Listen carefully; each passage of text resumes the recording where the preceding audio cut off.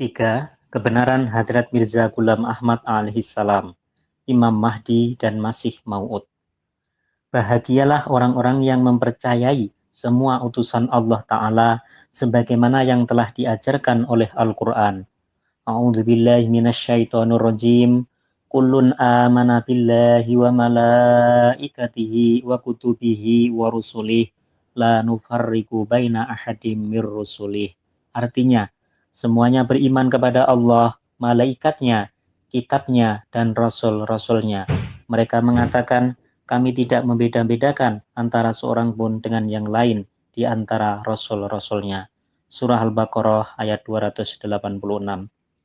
Pada zaman ini, Allah Ta'ala telah membangkitkan seorang utusan dan Rasul untuk memajukan rohani umat manusia di seluruh dunia, yaitu Hadrat Mirza Ghulam Ahmad alaihissalam tahun 1835 sampai 1908 sebagai Imam Mahdi dan Masih Maud. Banyak orang yang telah beriman kepada beliau, tetapi sebagian besar umat manusia dewasa ini masih belum dapat mempercayai kebenaran beliau sebagai Masih Maud dan Imam Mahdi. Mungkin mereka itu masih ragu-ragu untuk menerima kebenaran beliau. Oleh karena itu, saya akan berusaha memberikan keterangan dan bukti-bukti tentang kebenaran beliau alaihissalam. Semoga semua orang, khususnya kaum muslimin, mendapat taufik dari Allah Ta'ala untuk beriman kepada beliau. Amin. Dalil pertama, Allah Ta'ala berfirman di dalam Al-Quran, Faqad labistu fikum umurum min qablihi afala ta'qilun. Artinya, sesungguhnya aku telah tinggal bersamamu beberapa lama sebelumnya. Apakah kamu tidak memikirkannya? Surah Yunus ayat 17. Berdasarkan ayat ini, orang yang memproklamirkan diri sebagai nabi dan rasul haruslah orang yang suci dan tidak memiliki aib sedikit pun. Demikianlah kehidupan Hadrat Mirza Ghulam Ahmad alaihissalam diakui baik oleh kawan maupun lawan bahwa beliau adalah orang yang sangat suci dan tidak pernah melakukan suatu perbuatan aib serta selalu menjalani hidup sesuai dengan kehidupan dan sunnah Rasulullah Shallallahu Alaihi Wasallam. Dalil kedua, Allah Ta'ala berfirman di dalam Al-Quran, Walau taqawwala alaina ba'dal aqawil la'akhadna minhul bil yamini thumma laqata'na minhul watin. Artinya, dan sekiranya ia mengada-adakan atas nama kami sebagai perkataan, niscaya kami akan menangkap dia dengan tangan kanan, kemudian tentulah kami memotong urat nadinya. Surah Al-Haqqah ayat 45 sampai dengan 47. Menurut ayat ini, jika seseorang mengaku mendapat wahyu dari Allah Ta'ala, padahal dia berdusta, maka Allah sendiri yang akan membinasakannya, dan usianya tidak panjang. Orang yang mendapat wahyu dan ilham, kemudian memproklamirkan diri sebagai Nabi dan Rasul, ia harus hidup sekurang-kurangnya 23 tahun, dihitung sejak ia menerima wahyu yang berisi pengutusannya. Standar ini diambil dari Rasulullah SAW yang menerima wahyu pada usia 40 tahun dan setelah itu masih bertahan hidup walau dalam berbagai macam ancaman maut selama 23 tahun dan wafat pada usia sekitar 62 tahun. Hadrat Mirza Ghulam Ahmad alaihissalam memperoleh wahyu yang berisikan perintah pengutusan beliau pada bulan Maret 1882. Kul inni umirtu wa ana awwalul mu'minin. Artinya, katakanlah, aku diutus, aku diperintahkan oleh Allah dan akulah yang paling pertama beriman. Hadrat Mirza Ghulam Ahmad alaihissalam wafat secara wajar pada tahun 1908. Artinya, beliau hidup lebih dari standar waktu 23 tahun tersebut. Hal itu menjadi bukti atas kebenaran beliau alaihissalam. Dalil ketiga, Allah Ta'ala berfirman di dalam Al-Quran, فَأَنْجَيْنَاهُ وَأَصْحَابَ السَّفِينَةِ وَجَعَلْنَاهَا آيَةً لِلْعَالَمِينَ. Artinya, kami selamatkan Nuh dan penumpang-penumpang bahtera itu, dan kami jadikan peristiwa itu pelajaran bagi seluruh umat manusia. Surah Al-Ankabut ayat 16. Pada masa Hadrat Mirza Ghulam Ahmad alaihissalam, India dilanda wabah penyakit pes. Tak terhitung banyaknya orang yang meninggal dunia akibat wabah tersebut. Beliau alaihissalam menerima wahyu dari Allah Ta'ala, inni uhafidhu kulla man fiddar. Artinya, akan aku selamatkan semua orang yang ada di rumahmu. Ternyata benar, sebagaimana yang dijanjikan oleh Allah Ta'ala, semua orang yang bernaung di dalam rumah beliau dan semua orang yang beriman kepada beliau dengan tulus dan ikhlas, tidak seorang pun ada yang terserang penyakit itu. Inilah satu bukti lagi yang menggambarkan kebenaran Hadrat Mirza Ghulam Ahmad alaihissalam. Dalil keempat, Allah Ta'ala berfirman di dalam Al-Quran, Kataballahu la'aghlibanna ana wa rusuli. Artinya, Allah telah menetapkan aku dan Rasul-Rasulku pasti akan menang. Surah Al-Mujadilah ayat 22.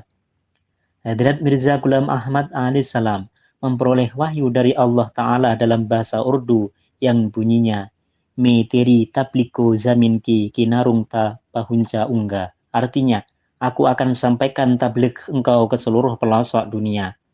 Kebenaran wahyu ini sekarang telah menjadi bukti nyata dan sangat menakjubkan. Semua orang telah tahu bahwa murid-murid dan para pengikut Hadrat Mirza Ghulam Ahmad alaihissalam telah tersebar luas di seluruh dunia. Jemaat-jemaat beliau telah berdiri di hampir semua negara di dunia. Dalil kelima, Allah Ta'ala berfirman di dalam Al-Quran, Alimul ghaibi fala yudhiru ala ghaibihi ahada illa manirtadha mir rasul. Artinya, Tuhan yang Maha mengetahui yang gaib dan Dia tidak mengatakan kepada seorang pun tentang yang gaib itu kecuali kepada Rasul yang diridhoinya. Surah Al-Jin ayat 27 dan 28. Pada tahun 1891, Hadrat Mirza Ghulam Ahmad alaihissalam menerima wahyu dari Allah Ta'ala dalam bahasa Urdu yang bunyinya sebagai berikut. Dunia me ek nazil aya para dunia ne use habul nahkiya lekin guda use habul karega aur barizor aur hamlung se uski sacai zir kadega. Artinya, seorang pemberi ingat telah datang ke dunia, dunia tidak menerimanya, tetapi Tuhan akan menerimanya dan akan menzahirkan kebenarannya dengan serangan-serangan yang kuat dan hebat. Wahyu ini menggambarkan bahwa jemaat Hadrat Mirza Ghulam Ahmad alaihissalam akhirnya akan dimenangkan melalui pertolongan-pertolongan Allah Ta'ala dan musuh-musuh beliau akan dibinasakan oleh doa-doa beliau kepada Allah yang Maha Kuasa. Para penentang dan musuh beliau yang besar diantaranya adalah Alexander Dowie, seorang tokoh Kristen di Amerika Serikat yang mati dengan segala kehinaannya pada tahun 1907. Kemudian Abdullah Atam, seorang pendeta di India yang mati dengan penuh aib pada tahun 1896. Lekram, seorang tokoh Hindu Arya yang mati terbunuh secara misterius dan mengerikan pada tahun 1897, dan banyak lagi yang lainnya. Kebinasaan mereka itu semua adalah berdasarkan kabar-kabar gaib yang diterima oleh Hadrat Mirza Ghulam Ahmad alaihissalam dari Allah Ta'ala yang disaksikan oleh pihak-pihak lainnya.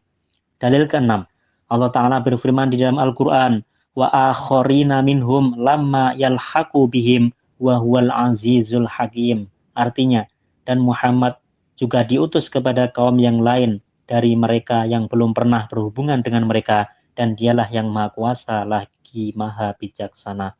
Surah Al-Jumu'ah ayat 4. Tafsir ayat ini terdapat di dalam kitab hadis Imam Bukhari sebagai berikut. An Abi Hurairah radhiyallahu anhu qala kunna julusan indan Nabi sallallahu alaihi wasallam unzilat alaihi suratul Jum'ati wa akharina minhum qila man hum ya Rasulullah falam yuraji'hu hatta sa'ala salasa wa fina Salmanu Farisiyu wa wada'a Rasulullah sallallahu alaihi wasallam yadahu ala Salmana summa qala law kana al-imanu 'inda suraya lana lahu rijalun aw rajulun min haula'i. Artinya, Abu Hurairah radhiyallahu an menerangkan, kami sedang duduk-duduk dekat Nabi sallallahu alaihi wasallam ketika surah Jum'ah diturunkan kepada beliau sallallahu alaihi wasallam. Sahabat bertanya, siapakah yang dimaksud dengan wa akharina minhum di dalam ayat itu? Beliau tidak menjawab hingga para sahabat bertanya sampai 3 kali. Di antara kami terdapat seorang yang bernama Salman dari Persia atau Iran. Kemudian Rasulullah Shallallahu Alaihi Wasallam meletakkan tangan beliau di atas pundak Salman seraya bersabda, jika iman telah terbang ke bintang suraya, beberapa orang laki-laki atau seorang laki-laki dari antara orang-orang ini asal Persia akan mengambilnya kembali. Hadis dalam riwayat Bukhari dalam Sahihnya dan tafsir Ibnu Katsir jilid 4 halaman 362 terbitan Sulaiman Mar'i Singapura. Sesuai ayat tersebut dan tafsirnya yang terdapat di dalam Sahih Bukhari, terbukti bahwa yang dimaksud adalah Hadrat Mirza Ghulam Ahmad alaihissalam lah orangnya, sebab nenek moyang beliau berasal dari Persia dan hijrah serta tinggal di Hadian, India. Dan beliau berdasarkan perintah dari Allah Ta'ala telah memproklamirkan diri sebagai Masih Maud dan Imam Mahdi yang dijanjikan untuk membawa kembali iman yang telah hilang tersebut.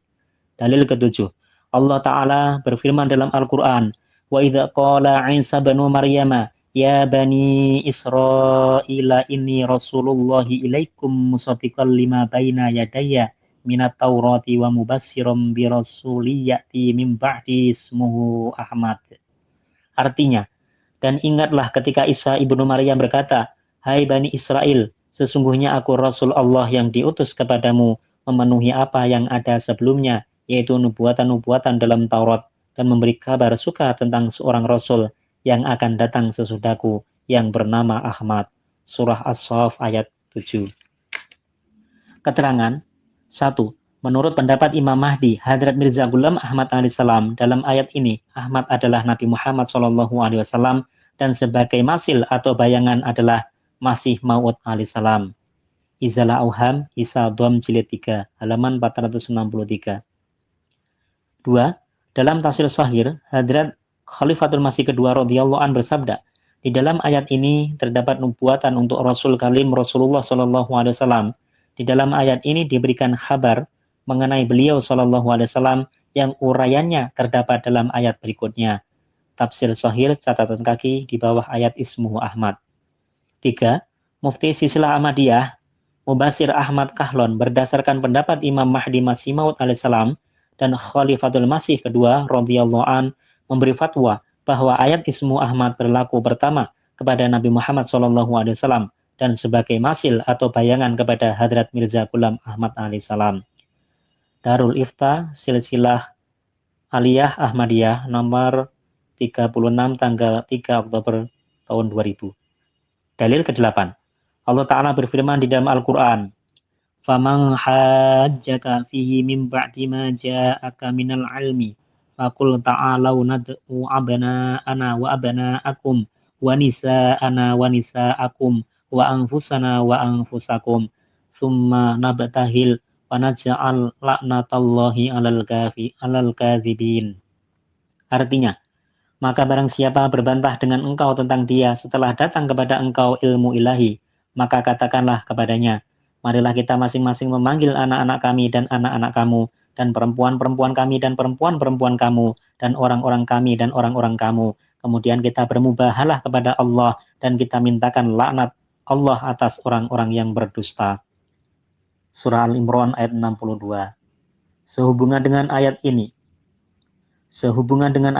Hadrat Mirza Ghulam Ahmad alaihissalam pada tahun 1867 dalam buku beliau Anjam-e At-Tam menuliskan, orang-orang yang tidak mau mengerti pengakuanku, meskipun aku telah menjelaskannya berdasarkan dalil-dalil dari Quran Karim dan hadis, dan mereka tidak henti-hentinya mengkafirkan dan mendustakan aku, maka aku panggil mereka semua untuk memanjatkan doa mubahalah, tetapi mereka tak ada yang mau menerima tantanganku. Yakni, mubahalah ini pun merupakan salah satu cara untuk membuktikan kebenaran Hadrat Mirza Ghulam Ahmad alaihissalam.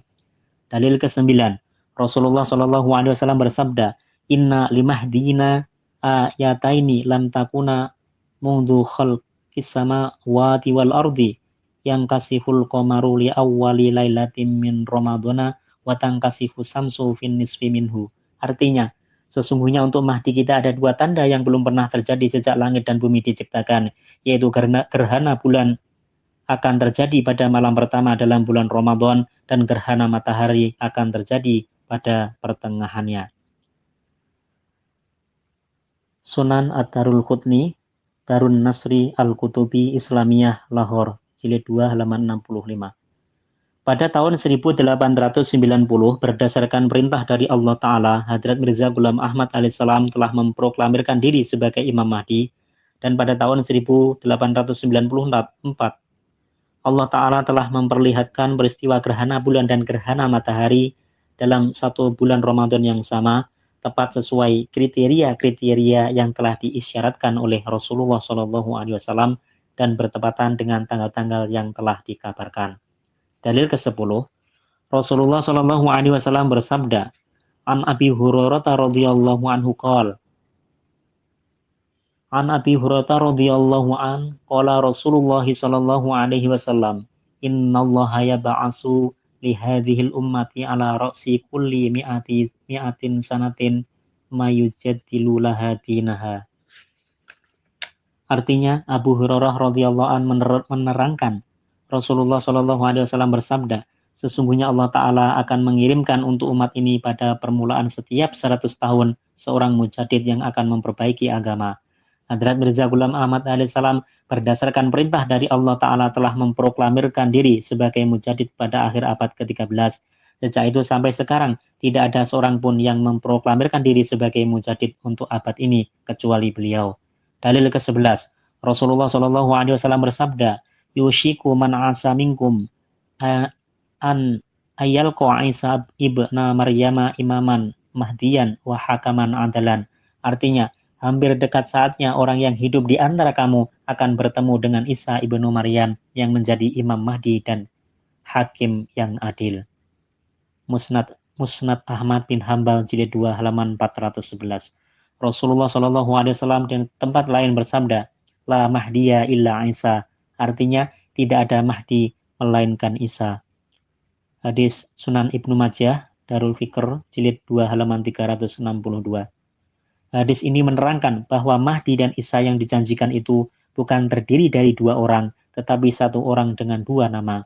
Hadrat Mirza Ghulam Ahmad alaihissalam lah yang memproklamirkan diri sebagai Isa yang dijanjikan dan juga sebagai Imam Mahdi. Menurut Rasulullah SAW, rupa Nabi Isa alaihissalam adalah sebagai berikut. Fa'amma Isa fahmaru Sya'dun aridus sodri. Artinya maka Isa alaihissalam berwarna merah, rambutnya ikal dan dadanya lebar. Sedangkan rupa Masih yang dijanjikan atau Imam Mahdi itu dijabarkan sebagai berikut. Fa'idha rajulun udamu ka'asani ma yuro min adamir rijali tadribu lima tuhu baina mangkibaihi rojulus sa'ri. Artinya, maka dialah seorang berwarna gandum, cantik di antara orang-orang berwarna gandum, rambutnya jatuh panjang di antara pundaknya dan tinggi yang sedang. Hadis riwayat Shahihul Bukhari, Darul Ihya Kutubil Arabiyah, Mesir jilid 2 halaman 255. Dalil ke-12, Rasulullah SAW bersabda, man mata bi ghairi imamin mata mitatan jahiliyatan. Artinya barang siapa mati tanpa mempunyai imam, ia mati secara jahiliyah. Hadis riwayat Ahmad dan Tabrani dalam Kanzul Umal jilid 1. Imam zaman pada zaman sekarang ini ialah Hadrat Mirza Ghulam Ahmad alaihissalam. Orang-orang yang tidak berusaha untuk mengenalnya, maut mereka adalah sebagaimana yang tertulis dalam hadis tersebut. Dalil ke-13, Rasulullah SAW bersabda, فَإِذَا رَأَيْتُمُهُ فَبَايِعُهُ وَلَوْ حَبْوًا عَلَى السَّلْجِ فَإِنَّهُ خَلِيفَةُ اللَّهِ الْمَهْدِي. Artinya, apabila kamu melihatnya sang Mahdi, maka berbaiatlah padanya, walaupun kamu harus merangkak di atas salju, karena beliau adalah khalifah Allah dan Al-Mahdi. Hadis riwayat Sunan Ibnu Majah, Darul Fikr jilid 2 halaman 1367, hadis no 4084. Hadis ini menjelaskan baiat kepada Imam Mahdi diharuskan bagi seluruh kaum muslimin, walaupun untuk itu mereka harus mengalami banyak kesulitan dan kesusahan. Orang-orang yang tidak masuk dalam baiatnya mereka bukan muslim yang hakiki, sedangkan menurut hadis lain, mereka adalah muslim yang hanya di bibir. Semoga Allah Ta'ala memberi taufik dan hidayah kepada segenap umat muslim untuk mengenal dan menerima imam zamannya, yaitu Imam Mahdi dan Masih Maud, Hadrat Mirza Ghulam Ahmad alaihissalam. Semoga Allah Ta'ala membuka hati mereka yang membaca buku kecil ini, supaya mereka dapat masuk dalam barisan tentara rohani Imam Mahdi yang senjatanya tidak lain hanyalah Al-Quran dan hadis. Sudah menjadi rencana dan kehendak Allah Ta'ala bahwa dalam kemenangan Islam atas semua agama lainnya adalah melalui Imam Mahdi beserta para pengikutnya. Oleh karena itu, setiap orang muslim yang benar-benar mencintai Allah dan Rasul-Nya berkewajiban memperkuat barisan itu supaya agama Islam diberi kemenangan secepatnya di seluruh dunia. Amin ya Rabbal Alamin.